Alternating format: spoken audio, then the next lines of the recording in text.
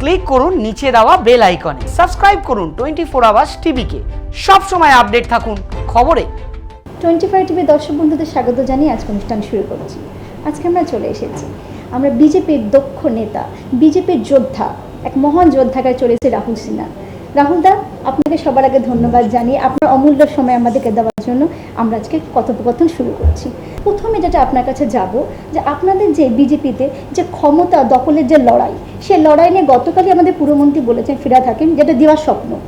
এই আপনাদের এত সুন্দর ক্ষমতার লড়াই যে স্বপ্ন, সেটাকে তৃণমূল বলছে দিবার স্বপ্ন। এটা আপনি কিভাবে নিচ্ছেন বা কি বলবেন? আমাদের ক্ষমতা দখলের কোনো লড়াই নেই। আচ্ছা, মানুষ চাইছে বিজেপি ক্ষমতায় আসুক, তৃণমূল বিদায় হোক। অতএব বিজেপির কোনো আর্জেন্সি নেই। আমরা তো দীর্ঘদিন ক্ষমতায় বাইরে আছি, আজকে না গেলাম তো কালকে যাব। অতএব আমাদের কোনো তাড়াহুড়ো নেই। কিন্তু বাংলার মানুষ বুঝতে পারছে যে বিজেপি যদি না আসে তাহলে তৃণমূল বাংলার সর্বশান্ত করে দেবে, বাংলাকে শেষ করে দেবে। সেই কারণে আমাদের চেয়েও বেশি তারা বাংলার মানুষের, তারা বিজেপিকে চাইছে। খুব সুন্দর। আচ্ছা রাহুল দা, এই যে মানুষ একটা পরিবর্তন চাইছে, এই যে মানুষ আপনাদের চাইছে, এই পেছনে আপনাদের এত মনে থেকে খুব সুন্দর আনন্দ তো হতেই পারে, কিন্তু এই যে আমরা দেখতে পাচ্ছি চারিদিকে যে পরিস্থিতি, আমাদের স্বাস্থ্য ব্যবস্থা পুরো ভেঙে গেছে। চারিদিকে মানুষ হাহাকার করছে নিজের মানুষদের চলে যেতে দেখে। এই জায়গায় দাঁড়িয়ে আমাদের বিজেপি বা আপনি যে এত সুন্দর বলছেন মানুষ পরিবর্তন চাইছে, তাহলে এই জায়গাতে আপনাদের কি কর্মসূচি? এই যে এত মানুষ চলে যাচ্ছে, খুব বাজে অবস্থা। আজকে আমরা দেখলাম যে এখনই হসপিটালের বাইরে পড়ে আছে মিনিমাম 6 থেকে 7 জন। দেখুন, বিষয় হচ্ছে মানুষ প্রথমে তৃণমূলের উপর রুষ্ট। তার একটা কারণ হচ্ছে যে তৃণমূল যে প্রতিশ্রুতিটা মানুষকে দিয়েছিল যে বদলা নয় বদল চাই, তার মানে সিপিএম এর যে হিংসাত্মক রাজনীতি, খুনোখুনি রাজনীতি, মায়ের কোল খালি করা রাজনীতি, তার পরিবর্তন তৃণমূল কংগ্রেস করবে, সুশাসন প্রতিষ্ঠা করবে, শান্তি আনবে। বাংলার মানুষ ভেবেছিল দুমুঠো কম খাবো কিন্তু শান্তিতে থাকবো, কিন্তু সেই শান্তির মুখে তৃণমূল কংগ্রেস ছাই ঢেলে দিয়েছে। সিপিএম যে অবস্থা তৈরি করেছে তার চেয়ে ভয়ঙ্কর অবস্থা তৃণমূল কংগ্রেস তৈরি করেছে, যে কারণে মানুষ এর হাত থেকে নিষ্কৃতি পেতে চাইছে।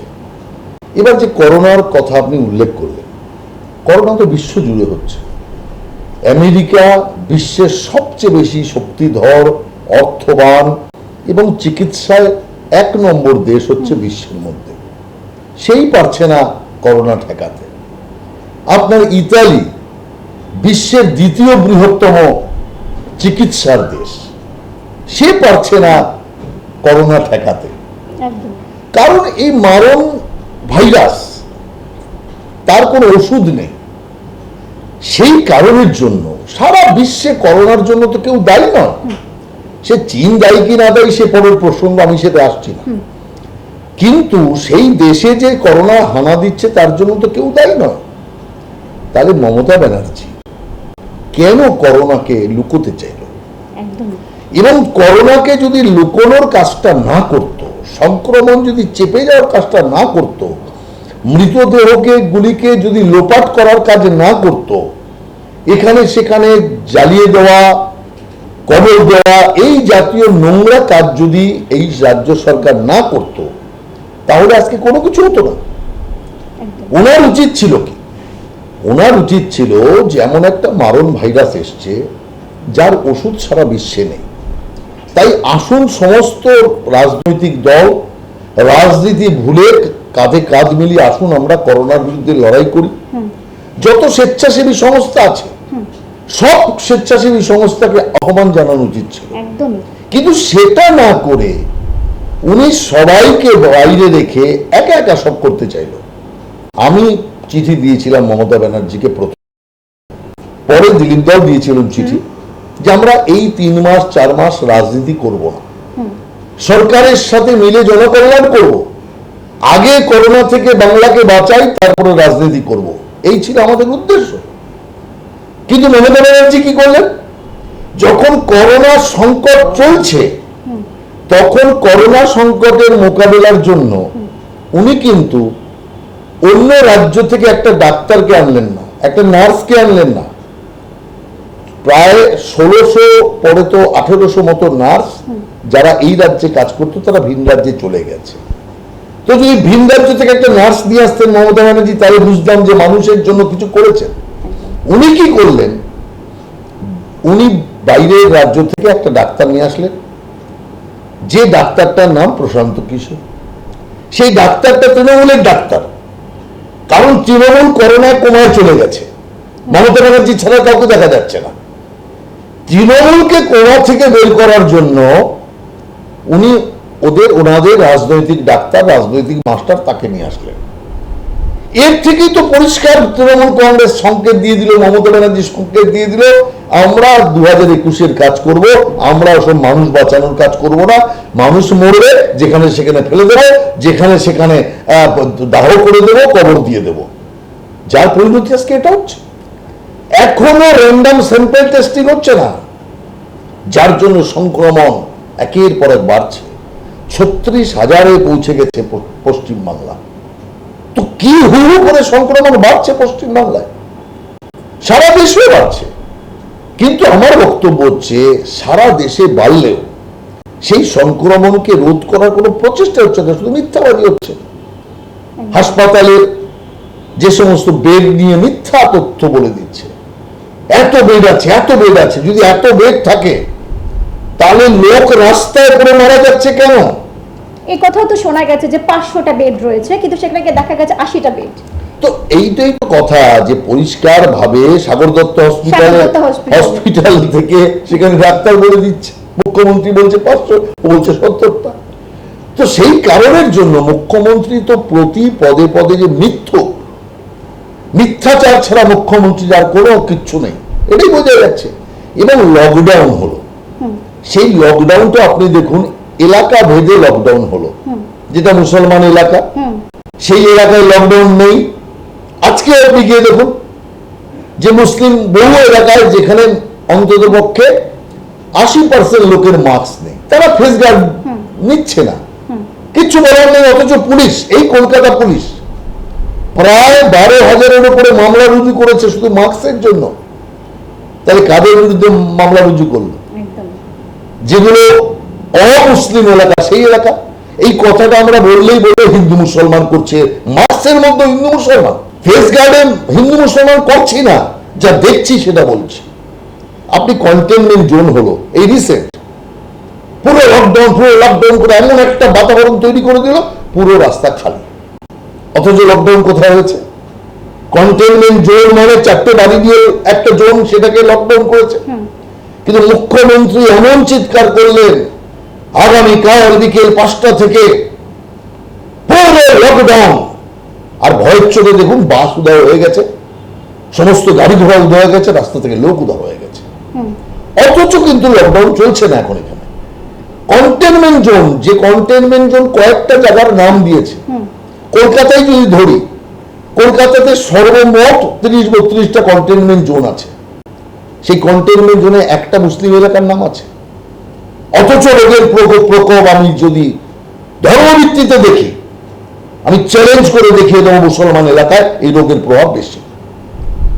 তো সেই কারণে এ রোগের কোনো হিন্দু মুসলমান নেই। রোগ হিন্দুকে আক্রমণ করবে, মুসলমানকে আক্রমণ করবে, নাকি মুসলমানকে আক্রমণ করবে, হিন্দুকে আক্রমণ করবে না, এই জিনিস নয়। রোগ যে মানুষকে সুযোগ পাবে, যে মানুষকে দুর্বল পাবে, ইমিউনিটি কম থাকবে, তাকেই আক্রমণ করবে। একদম ঠিক, এতে কোনো ধর্ম নেই। অথচ মুখ্যমন্ত্রীকে আমি প্রশ্ন করতে চাই, কেন কন্টেনমেন্ট এরিয়ার মধ্যে রাজাবাজারের নাম নেই, মেটিয়া ব্রিজের নাম নেই, কলুটোলার নাম নেই? অতএব যে জায়গাগুলো মুসলিম অধ্যুষিত অথচ কন্টেনমেন্ট এরিয়া হওয়ার জন্য যথেষ্ট উপযোগী, সেখানকার নাম নেই। তো এই দ্বিচারিতা কেন হবে? দ্বৈত ব্যবস্থা কেন হবে? রাজ্য সরকার সকলের জন্য সরকার, এবং রাজ্য সরকার রোগ প্রতিরোধ সকলকে নিয়ে করবে। সেই কারণের জন্য আমি একটা কথা পরিষ্কার বলি, মুখ্যমন্ত্রী বলছেন কাউকে, কোনো রোগীকে ফেরানো যাবে না। মুখ্যমন্ত্রী বলার পরে কতজন মারা গেল হসপিটালে ভর্তি না হতে পেরে, কতজনকে ফিরিয়ে দিল। বাবার চোখের সামনে ছেলে মারা গেল দাপিয়ে দাপিয়ে। তার মুখ্যমন্ত্রী কি করবে? যখন কিছু করতে পারে না, তখন বলে আমাকে জ্বালিয়ে দিন, আমাকে পুড়িয়ে দিন, আমাকে মেরে ফেলুন। আরে আপনাকে মেরে 2 পয়সা উঠবে না, আপনার দাম 2 পয়সা নেই। ঘটনাচক্রে আপনি আজকে মুখ্যমন্ত্রী 2021 সালের নির্বাচনে যখন ভোটে যাবেন 2 টাকাও দাম থাকবে না আপনার। ঠিক এই প্রসঙ্গে একটা কথা বলে রাখি রাহুল দা, যে তৃণমূলের অভিযোগ যে জায়গায় জায়গায় আপনারা বিক্ষোভ করছেন যে আপনাদের বিধায়ক মারা গেছে বলে আপনারা বলছেন খুন করা হয়েছে, কিন্তু তৃণমূলের কথা হচ্ছে আত্মহত্যা। তা আত্মহত্যা হোক বা খুন হোক, যাই হোক, আপনারা বিভিন্ন জায়গায় থানা ঘেরাও করছেন, বিভিন্ন জায়গায় নামছেন, তার জন্য অনেক বেশি মানুষ করোনা আক্রান্ত হচ্ছে। এই অভিযোগটা কিন্তু আপনাদের উপরে উঠেছে। সরকার বলছে হত্যা না আত্মহত্যা, কিন্তু যে অপরাধীকে ধরা হলো নিলয় সিং এবং আরো কয়েকজনের নাম আছে। নিলয় সিং এর বিরুদ্ধে কি ধারা দিল? খুনের ধারা 302। কি ধারা দিল? 34। অর্থাৎ ও একা খুন করেনি, ওই খুনের সাথে আরো লোক যুক্ত আছে, আরো লোক মিলে দল পাকিয়ে এই ঘটনা ঘটিয়েছে। তাহলে একাধারে আত্মহত্যা যদি হয়, কেউ যদি আত্মহত্যা করে, সে আত্মহত্যার জন্য কারো বিরুদ্ধে খুনের মামলা হতে পারে? আত্মহত্যা সে তো নিজের মন মর্জিতে করেছে, তাহলে খুনের মামলা কেন? কেন নিলয় সিংকে ধরা হলো আর কেন তার বিরুদ্ধে 302 লাগানো হলো? এর থেকেই তো বোঝা যাচ্ছে সরকার বিচারিতা করছে। একবার সরকার বলছে আত্মহত্যা, আবার সরকার যখন আদালতে গেছে তখন সরকার বলছে হত্যা, আর সেই হত্যার কেস লাগাচ্ছে। নিজেরাই ঠিক নেই।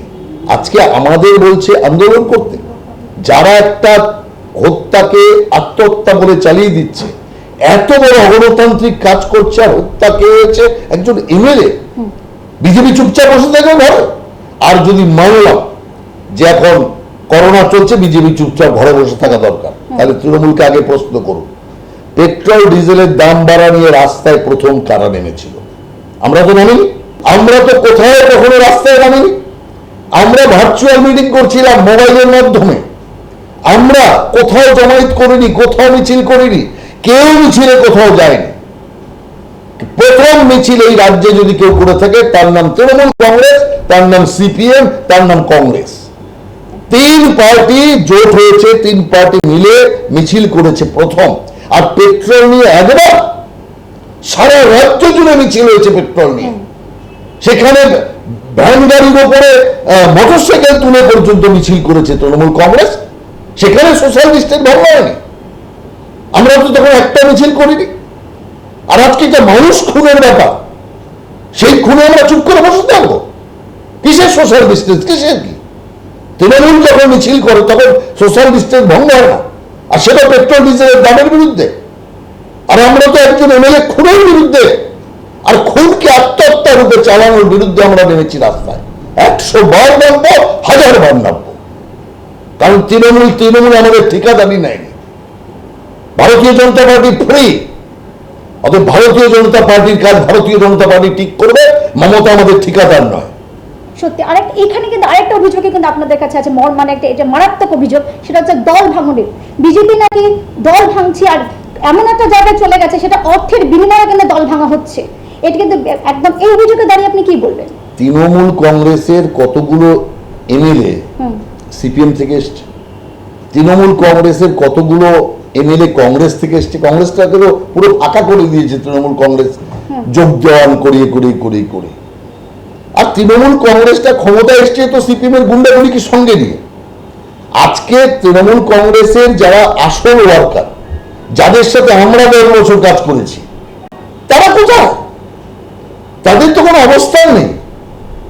আমরা যখন বিভিন্ন জায়গায় দেখছি সেই 10 বছরের কার্যকর্তা যারা তৃণমূল কংগ্রেসের জন্য লড়াই করেছে, মমতাকে মুখ্যমন্ত্রী করবার জন্য মার খেয়েছে, জেল কেটেছে, সিপিএম এর অত্যাচার সহ্য করেছে, তারা কোথায়? আজকে তো যত আপনি দেখবেন ব্লক লেভেলে, জেলা লেভেলে বেশিরভাগই যারা নেতা, সব সিপিএম এর সেই মুখগুলো যারা ওই সময় মানুষের উপর অত্যাচার করেছে।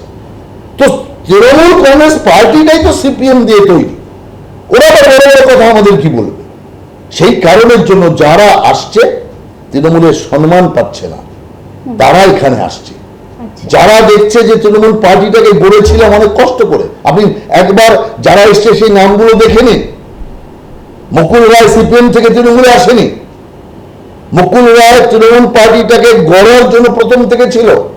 অর্জুন সিং তৃণমূল পার্টিটাকে গড়ার জন্য প্রথম থেকে ছিল। সেই কারণে যদি নামের পর নাম বলতে থাকে, আপনি দেখবেন অধিকাংশ নেতা যারা তৃণমূল কংগ্রেস থেকে এখানে আসছে তারা তৃণমূলটাকে গড়েছিল, তৃণমূলটার জন্য রক্ত ঘাম ঝরিয়েছিল, তারা এখন দেখছে সেই তৃণমূল সিপিএম এর হাতে তামাক খাচ্ছে। সেই তৃণমূল আজকে যারা মানুষের জন্য লড়াই করেছিল, আজকে সেই তৃণমূল একটা পরিবারের জন্য লড়াই করছে। একটা পরিবারই শুধু বড় হচ্ছে, ফুলে ফেপে মহান হচ্ছে। গোটা কালীঘাটটা একটা পরিবারের সম্পত্তি হয়ে যাচ্ছে, একের পর এক বাড়ি ক্রয় হচ্ছে, লোকেরা বুঝতে পারছে না। নীল সাদা রং হচ্ছে, এর অর্ডারের টাকা কোথায় যাচ্ছে, কে অর্ডার নিচ্ছে, সব লোকেরা বুঝতে পারছে। গরু চোর, কয়লা চোর, সোনা চোর, কোনো কিছু তো বাকি নেই। যদি ওরা গরু চুরি করার কাটমানি নেবে, কয়লা চুরি করার কাটমানি নেবে, বালি খাদানের কাটমানি নেবে, তখন কোনো দোষ নেই। নারদার টাকা প্রকাশ্যে খাবে, টিভিতে লোকেরা দেখবে, দোষ নেই। আর তৃণমূলের কার্যকর্তারা কোথাও 2 কিলো চাল সরালেই তখন চিৎকার শুরু হয়ে যাচ্ছে। গোটা পার্টিটা চোর, ওপর থেকে নিচ পর্যন্ত চোর, কাটমানি খোর পার্টি। অতএব সেই পার্টিতে যারা কাটমানি খেতে চায় না, তারা ভারতীয় জনতা পার্টিতে আসছে। আচ্ছা, এই জায়গায় এত অত্যাচারিত কেন হচ্ছে? বিজেপির নেতারা যেখানেই যাচ্ছে তাদেরকে গাড়ি ভাঙচুর করা হচ্ছে, বাড়ি ভাঙচুর করা হলো অর্জুনদার, যেখানে ত্রাণ দিতে যেখানে আটকানো হচ্ছে, পুলিশ পর্যন্ত আপনাদের এগেন্স্ট থেকে আটকাচ্ছে। এই অত্যাচারিত কেন? দিনের পর দিন অত্যাচার হয়ে যাচ্ছে। সিপিএমের মডেলটা তৃণমূল কংগ্রেস গ্রহণ করেছে। তৃণমূল কংগ্রেস এটা বুঝে গেছে সিপিএম এইরকম মারদাঙ্গা করে, বিরোধীদের উপর অত্যাচার করে, মিথ্যা মামলা দিয়ে খুন করে 34 বছর ছিল। তো মমতা ব্যানার্জিও ভাবছে ওই সিপিএম এর লোকগুলোকে যখন দায়িত্ব দিয়ে দিয়েছে, ওরাই খুন করুক, মার্ডার করুক, মিথ্যা কেস দিক, সব করুক, করে আমি অনেকদিন ক্ষমতায় থাকবো। কিন্তু সেটা হবার নয়, কারণ সিপিএম ক্ষমতায় ছিল অপোনেন্টের ভুলে, কিন্তু বিজেপি সে ভুল করবে না। আর মানুষ তৈরি হয়ে আছে এবার, কারণ মানুষ বুঝে গেছে যে ভুল করে আমরা সিপিএম কে তাড়িয়ে আরো একটা ভয়ঙ্কর শক্তিকে বসিয়েছি। আর সেই সময় বিজেপি ছিল না। বিজেপি যদি থাকতো তৃণমূলকে মানুষ ক্ষমতায় আনতো না। সেই কারণের জন্য ওরা দেখছে যে সিপিএম যে কায়দায় ক্ষমতায় টিকেছিল, একই কায়দায় রক্ত ঝরানো, মিথ্যা মামলা, খুনের রাজনীতির মাধ্যমে আমরা ক্ষমতায় টিকে থাকব। কিন্তু সেটা হবার নয়। তার কারণ ভারতীয় জনতা পার্টি আজ সারা দেশে শক্তিশালী একটি রাজনৈতিক দল। মোদিজির আজকে সারা দেশে যেরকম একটা গণ মাধ্যমে মানুষের কাছে একটা গ্রহণযোগ্যতা, বাংলার মানুষের কাছে গ্রহণযোগ্যতা, এরা তো বড় বড় কথা বলেছিল যে লোকসভা নির্বাচনে শূন্য পাবে, কি হলো? অমিত শাহজি বলে গেছিল 22, 18তে গিয়ে আমরা ঠেকেছি, 2-4টে আসন চুরি করে লাস্টে নিয়ে নিয়েছে, নইলে সেই সংখ্যাটা অনেক বেশি বেড়ে যেত। তো 18টা জেতার পরে বাংলার মানুষও বুঝতে পেরেছে যে আমরা ভোট দিলে বিজেপি জিতবে, তৃণমূল হারবে। অতএব মানুষের মধ্যে যে কনফিডেন্স এসে গেছে যে আমরা ভোট দিলেই তৃণমূল বিদায় হবে, সেই কনফিডেন্সের জোর আজকে তৃণমূল দেখতে পাচ্ছে আর ওটাকে ভয় পাচ্ছে। সেই কারণে মানুষকে আটকাতে পারবে না। আর ভোট সেখানে তৃণমূল কংগ্রেসের গুন্ডামির দ্বারা ভোট হবে না। ভোট আরো বেশি কেন্দ্রীয় নির্বাচন আধিকারিকের দ্বারা, কেন্দ্রীয় বাহিনীর দ্বারা ভোট হবে। এবং যেমন করে লোকসভাতে একটা বিশাল সেকশন এলাকায় মানুষ ভোট দিতে পেরেছে বলে এই রায় হয়েছে, বিধানসভাতে মানুষ ভোট দেবে এবং 200+ আসনে ভারতীয় জনতা পার্টি এখানে জিতবে এবং তৃণমূল বিদায় হবে। একদম। অনেক ক্ষেত্রে একটু শোনা যাচ্ছে যে আমাদের যে মুখ্যমন্ত্রী মমতা ব্যানার্জির এগেন্স্টে যে আপনারা লড়াইটা করবেন, তাহলে বিজেপিতে মুখ্যমন্ত্রী আসনে কাকে দেখা যাবে? বিজেপির কোনো চিন্তা নেই। বিজেপির ডজন ডজন মুখ্যমন্ত্রী করার লোক আছে। আপনি সারা প্রদেশগুলি দেখুন না, যাদের আপনার মাথাতেও চিন্তা হয়নি তারা মুখ্যমন্ত্রী হয়েছে। আপনি মহারাষ্ট্রের মুখ্যমন্ত্রী যিনি হয়েছিলেন ভেবেছিলেন কখনো? তো সেই কারণে গোয়াতে ভেবেছিলেন কখনো? সেই জন্য চিন্তার কোনো কারণ নেই। কারণ বিজেপি পার্টির যে লোকেরা আছে তারা আদর্শের উপর নির্ভর করে চলে। একটা দলকে পুরোপুরি ডিসিপ্লিনড ওয়েতে চালানোর কাজ তারা দেখেছে, করেছে, নিজেরা ডিসিপ্লিন। সেই কারণে আমরা চোর তৈরি করি না, আমরা দেশভক্ত সৈনিক তৈরি করি। সেই কারণে দেখুন যে একটা প্রবাদ আছে, দেখবেন লোকেরা কথায় কথায় বলে যে যায় লঙ্কায় সে হয় রাবণ। একদম বোগাস কথা। লঙ্কায় রামচন্দ্র গিয়েছিল, রাবণ হয়নি। আচ্ছা, একদম লঙ্কায় হনুমানজি গিয়েছিল, রাবণ হয়নি। আর যদি যাকে লঙ্কা বলে এই কথাটা বলছেন, অটল বিহারী বাজপেয়ী লঙ্কায় বসেছিল 25টা দলকে নিয়ে, রাবণ হয়নি। আর মোদিজি বসে আছেন এখন, রাবণ হয়নি। সেই কারণে যদি রাম লঙ্কায় যায়, হনুমানজি লঙ্কায় যায়, রাবণ হবে না। কিন্তু রাবণের রক্তের লোক যদি যাবে, তো রাবণই হবে। ডিসিপ্লিনের কথাটা যখন বললেন, কিন্তু এইটাই তো আপনার যে অভিযোগ যে সব জায়গায় আপনারা মিথ্যে প্রচার, মিথ্যে সংঘর্ষ, মিথ্যে প্রচার করে আপনারা অরাজকতার সৃষ্টি করছেন। রাজ্যে আপনারা অরাজকতা একদম শীর্ষে চলে গেছেন। যেহেতু ডিসিপ্লিন বললেন, তো এখানে অভিযোগটা কি বলবেন? তৃণমূল যে অভিযোগ করছে আপনারা অরাজকতা করছেন। আমাদের এমএলএ খুন হলো, তাকে আত্মহত্যা বলল, এটা কি মিথ্যা প্রচার? পুরুলিয়ায় আমাদের কার্যকর্তাকে মেরে হাই টেনশন লাইট পোস্টের উপরে টানিয়ে দেওয়া হলো, 70 ফুট উপরে, আত্মহত্যা বলা হলো। লোক আত্মহত্যা করার জায়গা পেল না, হাই টেনশন পোস্টের উপরে। আমাদের মিদনাপুরে আমাদের কার্যকর্তাকে মেরে ঝুলিয়ে দিল। গতকাল আমাদের নদিয়ার ভীমপুরের কার্যকর্তা বাপি ঘোষ, তাকে মিটিং সালিসি করার জন্য ডেকে নিয়ে গেল, আর ডেকে নিয়ে গিয়ে তাকে ঘিরে ধরে তৃণমূলের লোকেরা পিটিয়ে মেরে ফেলল। সেই ছেলেটি কলকাতার একটি হাসপাতালে গতকাল মারা গেল, এবং তাকে শুধু পার্টি অফিসে নিয়ে যাবে, সেটাও পুলিশ দেবে না। মৃতদেহকে আমার পার্টি অফিসে নিয়ে যাবো, অন্য কারো পার্টি অফিসে নয়, সেটাও পুলিশ দেবে না। রাস্তায় বসতে হলো মৃতদেহ নিয়ে। তো আমার বক্তব্যটা হচ্ছে তাই। তো এই যে লোকগুলো, এগুলো কি? আজকে আমরা যে আমাদের অল ইন্ডিয়া প্রেসিডেন্ট জগৎ প্রকাশ নাড্ডা মহালয়ের দিন কলকাতায় এলেন। মহালয়ের দিন প্রত্যেকেরই তর্পণ এই সমস্ত থাকে। জগৎ প্রকাশ নাড্ডারও তর্পণের ব্যাপার ছিল। সেই নিজ জায়গা ফেলে এখানে এসে তর্পণ করলেন গঙ্গাঘাটে। আর সেখানে আপনি দেখলেন প্রায় 100 খানেক ভারতীয় জনতা পার্টির কার্যকর্তা, এইটুকু বাচ্চা তার বাবাকে মেরে ফেলেছে তৃণমূল কংগ্রেস। সে থেকে শুরু করে সমস্ত পরিবারের লোকেরা এখানে এসে তর্পণ করলো, আপনি দেখলেন। তো এটা কি অপপ্রচার না মিথ্যা প্রচার? তো আমাদের লোকেরা খুন হবে আমরা বলবো না? তৃণমূল কংগ্রেস যদি হিংসা না করে কেন বলবো আমরা? আমাদের লোকেরা এই করোনা সংকটে আমফান তুফানে ত্রাণ দিতে গেল, তো ত্রাণ দিতে গিয়ে আটকালে আমরা বলবো না? এবং আটকেছে সেটা তো পরিষ্কার, সমস্ত টিভিতে পেপারে তার ছবি সমস্ত আছে। তো কেন আটকালো? মানুষের জন্যই তো ত্রাণ দিতে গিয়েছিলাম। তো মানুষের জন্য করোনায় ত্রাণ দেওয়া যাবে না, মানুষের জন্য আমফান তুফানে ত্রাণ দেওয়া যাবে না। ওদের কাছে ত্রাণ এলে ওরা চুরি করে খেয়ে ফেলবে, তো কোন দিকে যাবো আমরা? রেশনে মোদিজি পাঠালো চাল গম, সেগুলো পর্যন্ত খেয়ে ফেললো। আজকে মমতা ব্যানার্জি বলেছিল আমফান তুফানে যারা যারা টাকা পেয়েছে তাদের নামের তালিকা বিডিও অফিসে টানিয়ে দেবো। আজ পর্যন্ত টানিয়েছে? আর উনি বলে দিলেন হট করে যে 99% ত্রাণ দিয়ে দিয়েছে।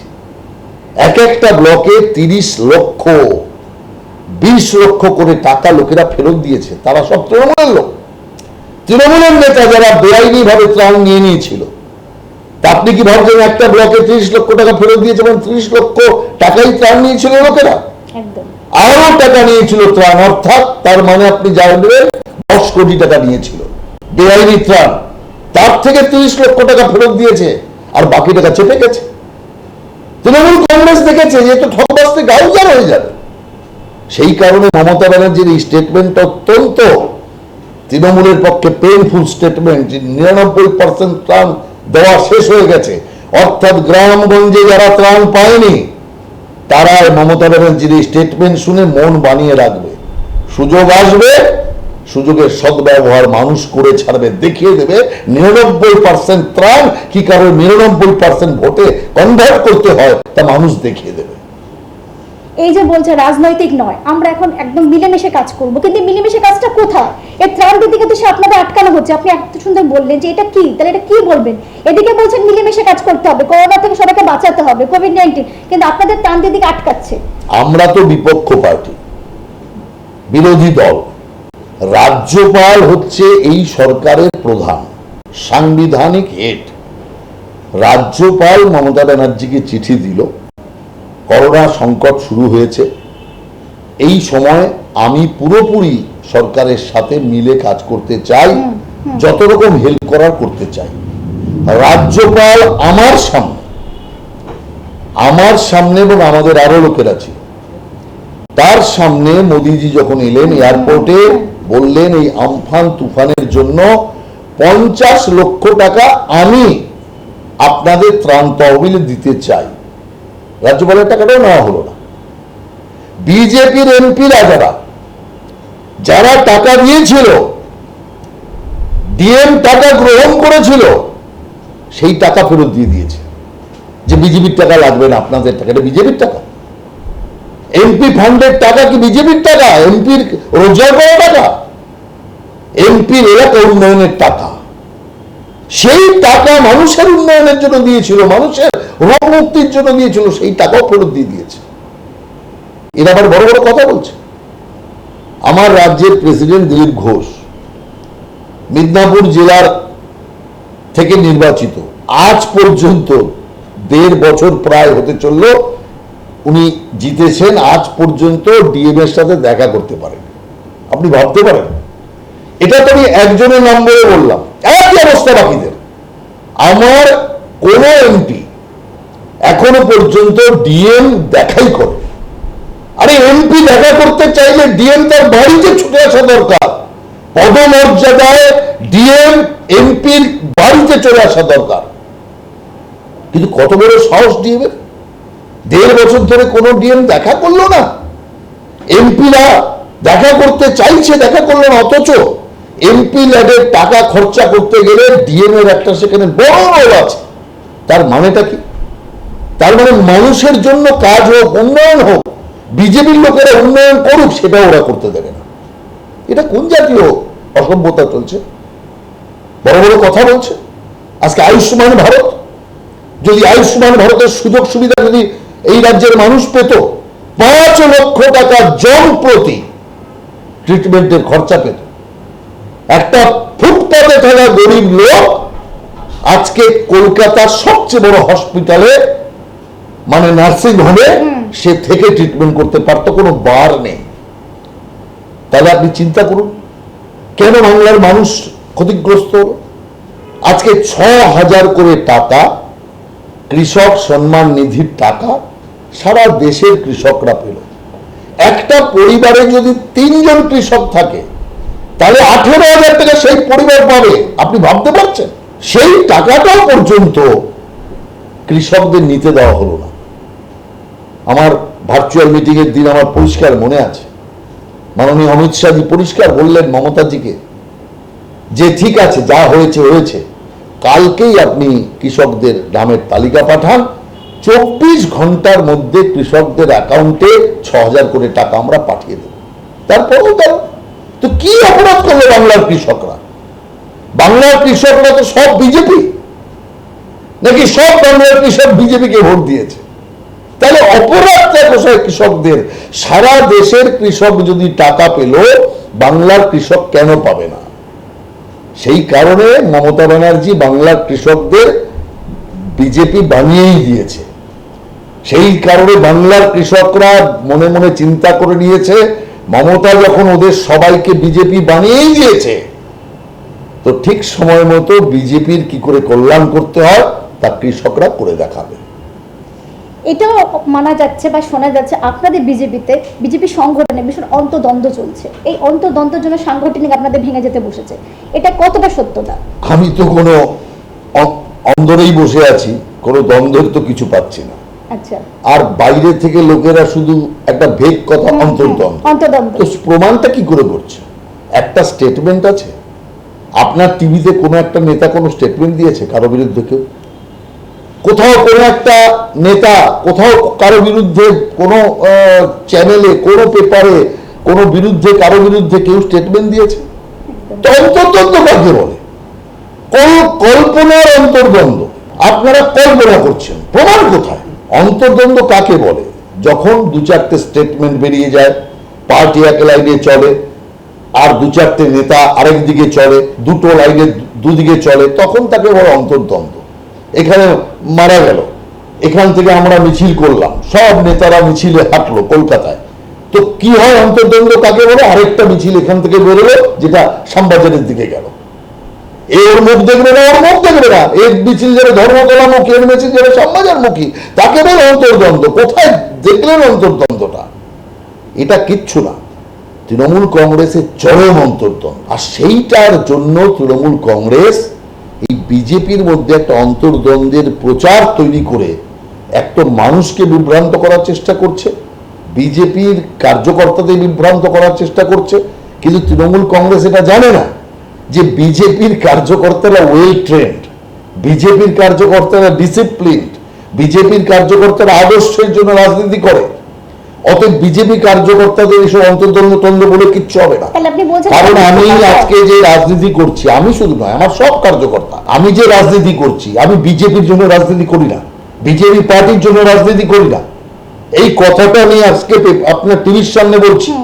অন্য কোনো লিডার, অন্য কোনো পার্টির লোক হলে হিম্মত থাকবে বলার, আর এই ইন্টারভিউ শেষ হবে তাকে পার্টি থেকে তাড়িয়ে দেবে। আমি বলছি বিজেপির জন্য রাজনীতি করি না, কোনো নেতার জন্য রাজনীতি করি না, ভারত মাতার জন্য রাজনীতি করি, রাষ্ট্রের জন্য রাজনীতি করি। আমাদের কাছে সেই জন্য প্রথম আমরা শেখাই দল নয়, নেতা নয়, দেশ হচ্ছে বড়। সেই জন্য আমাদের কাছে কমিটমেন্ট হচ্ছে দেশের কাছে, পরে বিজেপি, তারপরে হচ্ছে নেতা। সেই কারণের জন্য আমরা দেশ মাতৃকার প্রতি, বলিপ্রদত্ত দেশ মাতৃকার প্রতি কমিটমেন্ট আমাদের আছে। সেই কারণের জন্য ওই কোনো একটা কিছু হাওয়া দিয়ে খাইয়ে দিল আর বিজেপির লোকেরা খেয়ে চলে গেল, নড়বড় হয়ে গেল, এ হওয়ার পার্টি ভারতীয় জনতা পার্টি নয়। সেই কারণের জন্য তৃণমূল কংগ্রেস একটা দাসত্বের পার্টি। ওখানে মমতা ব্যানার্জি হচ্ছে একমাত্র প্রভু, আর সঙ্গে এখন একটা সহপ্রভু হয়েছে, হবু প্রভু, আর বাকি সব চাকর, বাকি তো সব চাকর। হিম্মত আছে কারো কিছু করার? কারো পেছনে দুটো লোক আছে। আজকে যে সমস্ত নেতা বড় বড় করে চিৎকার করছে, সোজার তারা 5টা লোক থাকবে না পেছনে। সেই কারণে আমি আপনাকে পরিষ্কার বলছি, অতীতে আপনি দেখেছেন অনেক, নাম বলতে আমি চাই না, যারা তৃণমূল থেকে বেরিয়েছে কি করেছে তারা দেখতে পেয়েছেন, কত লোককে নিয়ে তারা বেরিয়েছে দেখতে পাচ্ছেন। সেই কারণের জন্য ওখানে তো সম্পূর্ণ হচ্ছে একটা দাসত্বের কাজ করার জন্য যেতে হবে, ওখানে দাস প্রথা চলছে। সেই কারণে বিজেপি আর ওদের মধ্যে তফাৎ আছে, আমাদের মধ্যে আর ওদের মধ্যে তফাৎ আছে। আমরা দেশের জন্য কমিটমেন্ট নিয়ে কাজ করি, আমরা সমাজের জন্য কমিটমেন্ট নিয়ে কাজ করি, মানুষের জন্য কাজ করি। এটা হচ্ছে আমাদের প্রথম কমিটমেন্ট, আর সেটা নিয়ে আমরা কাজ করছি। সেই জন্য আমরা দায়বদ্ধ দেশের কাছে, আমরা দায়বদ্ধ কোনো ব্যক্তির কাছে নই, কোনো পরিবারের কাছে নই। যার জন্য আপনি দেখুন বিজেপির প্রেসিডেন্ট, কেন্দ্রে দেখুন তাকিয়ে, রাজ্যে দেখেছে, কেন্দ্রে তাকিয়ে দেখুন এই প্রেসিডেন্ট আছে, বিরাট নাম করেছে, বিরাটই করেছে, তারপরে দেখছে 3 বছর বাদে সেই প্রেসিডেন্ট নেই। তাহলে চলবে কি করে বিজেপি? বিজেপি তো গেলে শেষ হয়ে, দেখুন কিরকম অবস্থা হচ্ছে, একের পর এক প্রেসিডেন্ট পাল্টাচ্ছে, বিজেপি চলছে। কারণ বিজেপি প্রেসিডেন্টের উপর চলে না, বিজেপি তার নীতি, সিদ্ধান্ত, আদর্শের উপর চলে। সেই কারণে কে প্রেসিডেন্ট রইল, কে কোন দায়িত্বে রইল, এটা বিজেপির কাছে গৌণ। কারণ একটা মিশন নিয়ে যখন কেউ চলে, সেই মিশনে কে কোথায় কি দায়িত্বে আছে ওটা বড় জিনিস নয়। দায়িত্বে যেই থাকবে, ওই যে একটা ইনফ্রাস্ট্রাকচার, ওর মধ্যেই তাকে চলতে হবে, ওর মধ্যেই সে চলে। সেই কারণের জন্য এই সমস্ত পার্টির সাথে বিজেপির তফাৎ আছে। এখানে সিপিএম এর কারণে তৃণমূল ক্ষমতায় চলে এসছে, মানুষ তখন বাঁচতে চাইছিল, আমরাও তৃণমূলকে সহযোগিতা করেছিলাম। 10 বছর আমরাও অনেক ত্যাগ করে তৃণমূলের সঙ্গ আমরা দিয়েছি। যদি ওই সময় তৃণমূলের সাথে যদি আমাদের ঐক্য না হতো, অ্যাডজাস্টমেন্ট না হতো, এটা আমার বিশ্বাস বিজেপির কোনো নেতা মানতেও পারে, নাও মানতে পারে, আমরা অনেক আগে ক্ষমতায় চলে আসতাম এই রাজ্যে। সিপিএমকে আমরাই তারা ক্ষমতায় আসতাম, কিন্তু আমরা নিজেদেরকে বলি দিয়ে তৃণমূল কংগ্রেসকে আমরা স্পেস করে দিয়েছি। সেই কারণের জন্য তৃণমূল কংগ্রেস ক্ষমতায় এসেছে। কি ছিল তৃণমূল কংগ্রেসের? একটা পঞ্চায়েতে ক্যান্ডিডেট দিতে পারে না, আমরা ক্যান্ডিডেট দিয়ে দিয়েছি, কারণ আমাদের সংগঠন ছিল সর্বত্র। ওদের তো কিছু ছিল না, কটা লোক বাইরে থেকে বেরিয়ে এসছে, কটা এমএলএ, কটা নেতা, যাদের সঙ্গে লোক ছিল না। আর মমতা ব্যানার্জির সাথে লোক তো ছিল না, ক্যারিশমা ছিল। এবং আমরা বিজেপি তুলে ধরেছি, নইলে তো সিপিএম তো যে অবস্থা করেছিল মমতা ব্যানার্জিকে, কবে ঘরে ঢুকিয়ে দিত আরো খুঁজেও পাওয়া যেত না, ধর্ণা মঞ্চই শেষ হয়ে যেত। এই যে ধর্ণা মঞ্চ যেটা করেছিল, অনশনের ধর্ণা মঞ্চ, 26 দিনের অনশনের নাটক মঞ্চ, ওই মঞ্চেই শেষ হয়ে যেত যদি রাহুল সিনহা রুখে না দাঁড়াতো। রাহুল সিনহা নাম দিয়ে বলছি। এবং সেই সময় মমতা ব্যানার্জি আমাকে বলছে কিছু করো, কিছু করো। তার সমস্ত ভিডিও ক্লিপিংস সমস্ত টিভিতে আছে। এবং সেই সময়তে রাজনাথ সিংজি প্রেসিডেন্ট, আমি সেখানে কথা বলে সেই দিনই রাত্রিবেলা পুরো পুরো বিজেপির টিম নিয়ে সোজা প্রধানমন্ত্রীর কাছে গেল, মনমোহন সিং এর কাছে, এবং তারপরে ওখান থেকে সমস্ত ব্যবস্থা, তবে অনশন ওঠে সেই দিনই রাত্রিবেলা। তো সেই কারণে রাজনাথ সিংকে নিয়ে আমি মঞ্চে গেছিলাম। তো সেই জন্য একটা জিনিস বুঝতে হবে যে আমরা পুরোপুরি সাপোর্ট দিয়েছি, কারণ আমরা যখন কাউকে সাপোর্ট দিই আমরা বেইমানি করি না, বিশ্বাসঘাতকতা করি না। কিন্তু মমতা ব্যানার্জি বিশ্বাসঘাতকতা করেছে আমাদের সাথে। সেই কারণে আমাদের অতীত চরিত্র নির্মল, কলঙ্ক মুক্ত, কিন্তু বাকিদের চরিত্র কলঙ্কিত চরিত্র, বিশ্বাসঘাতকতার চরিত্র। সেই কারণে বিজেপি অন্য রাজনৈতিক দলের চেয়ে আলাদা, দৃষ্টিভঙ্গি আলাদা, চরিত্র আলাদা, কর্মকাণ্ড আলাদা, ব্যবস্থাও আলাদা। সেই কারণে অন্যদের সাথে আমাদের তুলনা করলে চলবে না। আমরা একদম সময় শেষের দিকে একদম শেষ প্রশ্নতে যাব। রাহুল দা, যদি আপনি বললেন যে আপনি বিজেপিটা নয়, আপনি হচ্ছে সাধারণ মানুষের পাশে দাঁড়াতে চান, ঠিক এই জায়গায় একটা প্রশ্ন আপনাকে করতেই পারি যে আমরা যে দেখতে পাচ্ছি মানুষ কিভাবে প্রাণ হারাচ্ছে স্বাস্থ্য ব্যবস্থা, ঠিক এখানে দাঁড়িয়ে কোনো নেতা নয়, কোনো রকম পার্টি নয়, না তৃণমূল, না বিজেপি, না সিপিএম, এখানে দাঁড়িয়ে আমি মানুষ হিসেবে রাহুল সিনহাকে কিভাবে জনসাধারণের পাশে দেখতে পাবো আমরা? আপনি দেখেছেন যখন লকডাউন চলছিল সেই সময় আপনার টিভি কত প্রচার করেছে যে আমি কিভাবে রাস্তায় নেমে নেমে এই করোনা সংকটও মানুষকে খাবার দিয়েছি, মানুষের কাছে জিনিস পৌঁছে দিয়েছি, মাস্ক নিজে ঘরে বানিয়ে সেই মাস্ক পর্যন্ত বিলি করেছি। এবং এমন দিন বাদ নেই যেদিন এই পুরো লকডাউনে আমি রাস্তায় ছিলাম না আর রাস্তায় মানুষের জন্য সেবা করিনি। আর আপনারাও প্রচার করেছেন, আমি আপনাদেরও ধন্যবাদ দেবো, অন্য চ্যানেলকেও ধন্যবাদ দেবো যে আপনারাও সেটা প্রচার করেছেন। অতএব ছিলাম রাস্তায়। আর একটা সময় প্র্যাকটিক্যালি সত্য কথা বলতে গেলে মমতা ব্যানার্জি আর আমি ছিলাম, আর কেউ ছিল না, কোনো রাজনৈতিক দলের কেউ ছিল না। তারপরে হঠাৎ করে মমতা ব্যানার্জি গায়েব হয়ে গেলেন, 12 দিন গায়েব ছিলেন। তারপরে আমাদের চিৎকারে মমতা ব্যানার্জি ফিরে এলেন। সেই কারণের জন্য আমি পরিষ্কার বলতে চাই যে আমরা লাগাতার করেছি।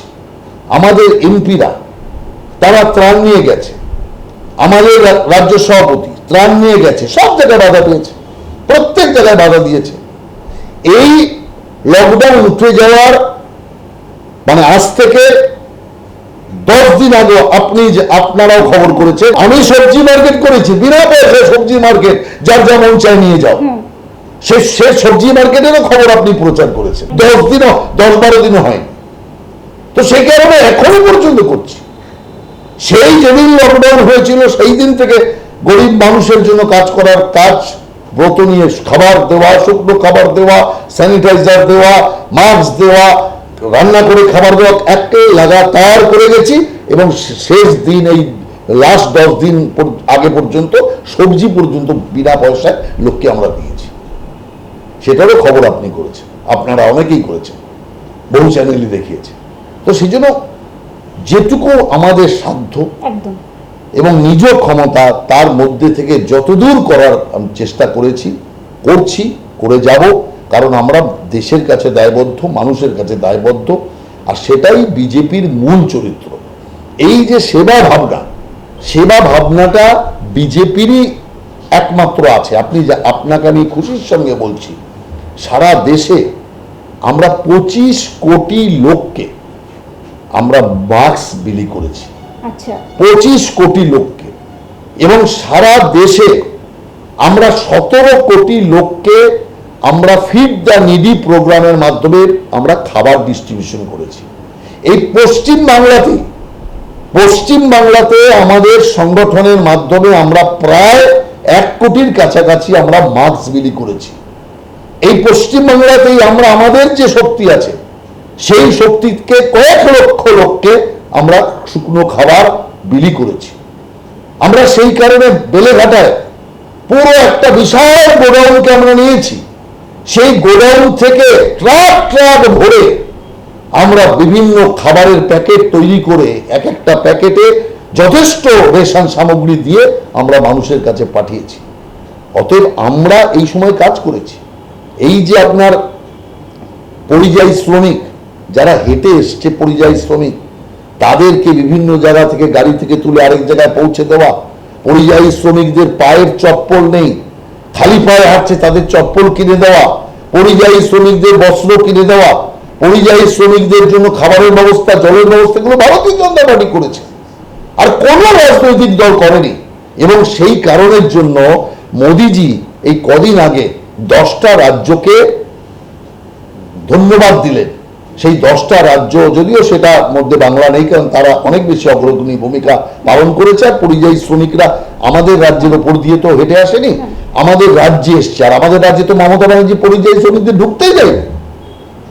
পরিযায়ী শ্রমিক প্রায় 22-24 লক্ষ পরিযায়ী শ্রমিক এই রাজ্যের আছে।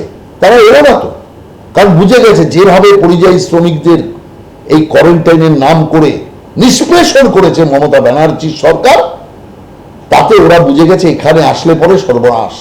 সেই কারণে যতটা আগ্রহ পরিযায়ী শ্রমিকদের ছিল, লকডাউন খুলে যাওয়ার পরে আর তারা আসতে চায়নি। আর মমতা ব্যানার্জি এটাই চেয়েছিল। এই যে 105টা ট্রেন লকডাউন কেটে যাওয়ার পর পর্যন্ত কায়দা করে রেখেছিল, এর কারণটাই এটা যে লকডাউন কেটে যাবে, পরিযায়ী শ্রমিক ওখানে কাজ পেয়ে যাবে আর আসবে না। ওদের সেই চিন্তাধারা সফল হয়েছে। কিন্তু পরিযায়ী শ্রমিকদের কাছে এবং তাদের পরিবারের কাছে একটা মেসেজ চলে গেছে যে মমতা ব্যানার্জি পরিযায়ী শ্রমিকদের বিরুদ্ধে এবং তাদেরকে নিষ্পেষণ করেছে, যাতনা দিয়েছে, এবং সময়ের মতো পরিযায়ী শ্রমিকরাও সুদে মূলে এ উসুল করে নেবে। দেখুন, পশ্চিম বাংলাকে যদি পাকিস্তান বানাতে না চান, ভারতীয় জনতা পার্টি ছাড়া দ্বিতীয় রাস্তা নেই। এই সহজ কথাটা বুঝুন। আর জনকল্যাণ যদি জাতি ভেদ না করে, ধর্ম ভেদ না করে যদি জনকল্যাণ করতে চান, বিজেপি ছাড়া কোনো রাস্তা নেই। আমরা হিন্দু, মুসলমান, শিখ, বৌদ্ধ, খ্রিস্টান ভেদাভেদে রাজনীতি করি না। তা আমাদের বিভিন্ন রাজ্যের প্রশাসন দিয়ে দেখছেন, মোদিজির চিন্তা দিয়ে দেখছেন।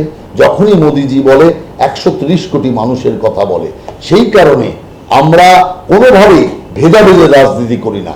কিন্তু মমতা ব্যানার্জি ভেদাভেদের যে রাজনীতি করছে, সেই রাজনীতি কিন্তু বাংলাকে আবার চরম সংকটের দিকে নিয়ে যাবে। তার থেকে বাঁচতে যদি হয়, 21 সালে বিজেপি ছাড়া দ্বিতীয় কোনো রাস্তা নেই। এটাই আপনাদের কাছে আমার আবেদন। আজকে অনেক কথা শুনিয়ে নিলাম, অজানা তথ্য রাহুলদার কাছ থেকে শুনিয়ে নিলাম। তোমরা আমাদের পাশে থাকো, তোমরা 24 আওয়ার্স টিভি চ্যানেল দেখতে থাকো, এরকম অনেক অজানা তথ্য নিয়ে চলে আসবো। আজকে রাহুলদার অমূল্য সময় নিয়েছে, রাহুলদাকে ধন্যবাদ জানিয়ে আজকে আমাদের অনুষ্ঠান এখানেই শেষ করব। আপনার অ্যান্ড্রয়েড মোবাইলে 24 আওয়ার্স টিভি লাইভ দেখতে গুগল প্লে স্টোর থেকে ডাউনলোড করে নিন 24 আওয়ার্স টিভির অ্যাপস। সব সময় আপডেট থাকুন খবরে।